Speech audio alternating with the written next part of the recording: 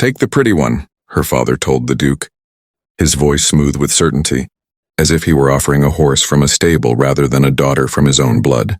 The words echoed through the long hall of Alderwick Manor, where banners drooped from stone. Walls and the windows admitted a pale afternoon light. Lord Hawthorne stood proudly beside his eldest daughter, Eleanor, whose beauty had long been praised in every drawing room of the county. Her hair fell in golden waves, her eyes shone like summer skies, and her smile had been trained from childhood to charm and disarm in equal measure. She stood straight-backed, hands folded, already imagining herself as a duchess, already tasting the power that would come with such a title. A step behind her, almost hidden by the folds of a heavy curtain, stood Maribel, the younger sister no one ever pointed to, the one people described with pauses and careful words, the one who had learned to make herself small so that others might feel comfortable. Duke Alaric of Westmere listened without interruption. He was a tall man, broad-shouldered, with dark hair threaded with early, silver and eyes that had seen both war and courtly deception. His reputation preceded him, a widower without heirs, respected for his fairness, feared for his silence. Many assumed he had come to Alderwick merely to choose a bride as one might choose a painting for an empty wall, something pleasing to look at, something that would fit. Lord Hawthorne certainly believed this. The alliance would secure his family's standing, and Eleanor's beauty would seal the bargain. Maribel, in his mind, was not even a consideration. She had been allowed into the hall only because it would have been rude to lock her away completely. Alaric's gaze moved slowly and deliberately from Eleanor to the space behind her. His eyes lingered where Maribel stood, half-shadowed, her hands clenched nervously at her sides. She did not lower her head in false modesty, nor did she attempt to draw attention to herself. She simply met his gaze with quiet steadiness, a look shaped by years of being overlooked. Something in that look unsettled him more than all the practiced smiles in the room. He had seen admiration countless times. He had seen ambition thinly veiled as affection. What he saw now was neither. It was a kind of honesty that did not beg to be chosen. "Your Grace," Lord Hawthorne continued, misunderstanding the silence as contemplation, "Eleanor has been trained in all the accomplishments befitting a duchess. Music, etiquette, languages. She will reflect great honor upon your house." Eleanor inclined her head gracefully, playing her part perfectly. Maribel felt the familiar tightening in her chest, the knowledge that she was invisible even when standing in plain sight. She had been educated as well, though quietly, by a mother who had once believed kindness was as important as Polish. Since her mother's death, that belief had become Maribel's private inheritance, uncelebrated and unprofitable. Alaric finally spoke. His voice was calm, carrying an authority that did not need to raise itself to be heard. "And the other daughter?" The question cut through the room like a blade. Lord Hawthorne stiffened, clearly annoyed by the deviation from his script. "Maribel," he said after a pause, as though searching for the name. "She is gentle, suited for a quieter life." The implication was clear. She was not suitable for anything grand. Eleanor's smile flickered for a fraction of a second, her eyes darting toward her sister with surprise, then irritation. Alaric took a step closer to Maribel. The courtiers and servants watched, barely breathing. Maribel's heart pounded so loudly she was certain everyone could hear it. She did not understand what was happening, and experience had taught her not to hope.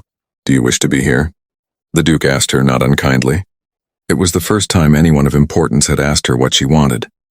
She considered lying, saying what was expected, but something in his gaze made falsehood feel impossible.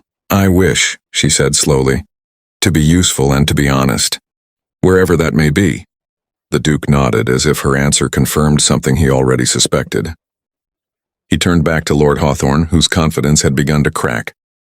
"I will marry Maribel," Alaric said. The declaration fell into the hall like a stone into water, sending ripples of shock in every direction. Eleanor gasped openly, her face flushing with disbelief. Lord Hawthorne spluttered, his carefully arranged plans collapsing before his eyes. "Your Grace, surely you misunderstand." But Alaric raised a hand, silencing him. "I understand perfectly," he replied. "I was told to take the pretty one. I choose the rejected sister instead." Maribel felt the world tilt. She had been chosen, not because she was beautiful, not because she was advantageous, but because someone had seen her. Fear and awe tangled within her. and she wondered what price she would pay for such a miracle. As the hall erupted in whispers, she caught Eleanor's gaze. There was hurt there and anger, but beneath it something else. Something that frightened Maribel more than her sister's resentment. Confusion. The life Maribel had known ended in that moment, and though she could not yet see what lay ahead, she sensed that nothing would ever be simple again. The journey to Westmere was long and quiet, marked by the steady rhythm of carriage wheels and the shifting landscapes beyond the window. Maribel sat opposite the Duke, her hands folded in her lap, unsure whether she was expected to speak. Alaric did not pressure her. He seemed content with silence, reading the road as if it were a familiar book. At times he would glance at her, not with scrutiny but with a thoughtful curiosity that made her feel less like an object being transported and more like a companion. It was unsettling and oddly comforting all at once. When they arrived at the ducal estate, Maribel was overwhelmed by its scale. Westmere was vast, its halls echoing with history, and its gardens stretching toward the horizon. Servants bowed, their eyes flickering with surprise as they took in their new duchess. Maribel felt their questions like a physical weight. Why her? What had the Duke seen? She asked herself the same things each night as she lay awake in unfamiliar luxury. Alaric treated her with courtesy and patience, explaining the responsibilities she would hold, the expectations of the court. He did not pretend affection where there was none, but he offered respect, and that alone felt like a gift she did not know how to accept. News from Alderwick reached them quickly. Lord Hawthorne was furious, his pride wounded, his plans undone. Eleanor, stripped of her anticipated future, wrote letters filled with bitterness, accusing Maribel of stealing what was rightfully hers. Maribel read them with trembling hands, guilt gnawing at her despite knowing she had done nothing wrong. She responded with apologies she was not sure were deserved, trying to mend a bridge that may never have been strong to begin with. Alaric observed her distress and one evening finally spoke of it. "You are not responsible for the, expectations others place upon you," he said gently, "nor for the disappointment they feel when those expectations are not met." As weeks turned into months, Maribel began to grow into her role.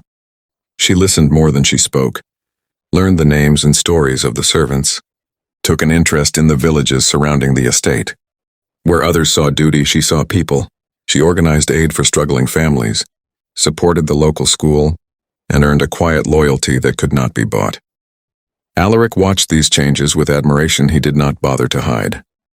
He had chosen her for her honesty, but he came to value her compassion just as deeply.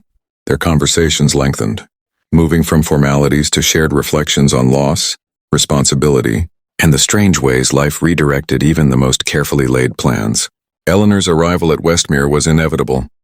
She came unannounced, her beauty as striking as ever, her demeanor sharpened by resentment. She confronted Maribel in the garden, words spilling out in a rush of accusation and pain. "You were never meant for this life," she said, her voice trembling. "You were supposed to fade into the background, and I was supposed to shine." Maribel listened, tears in her eyes, but she did not retreat. "I never asked for this," she replied softly. "But now that I am here, I will not apologize for trying to do good with what I have been given." The sisters' confrontation did not end in reconciliation, but it cracked something open. Eleanor saw, perhaps for the first time, that the power she had coveted was not as simple as admiration and luxury.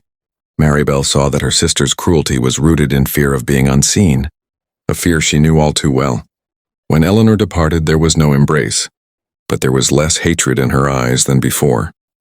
It was a small victory, fragile and uncertain, but real. The years that followed tested Maribel in ways she could not have imagined. Court politics were merciless, and whispers about her suitability never fully disappeared. Yet each challenge revealed her strength rather than her weakness.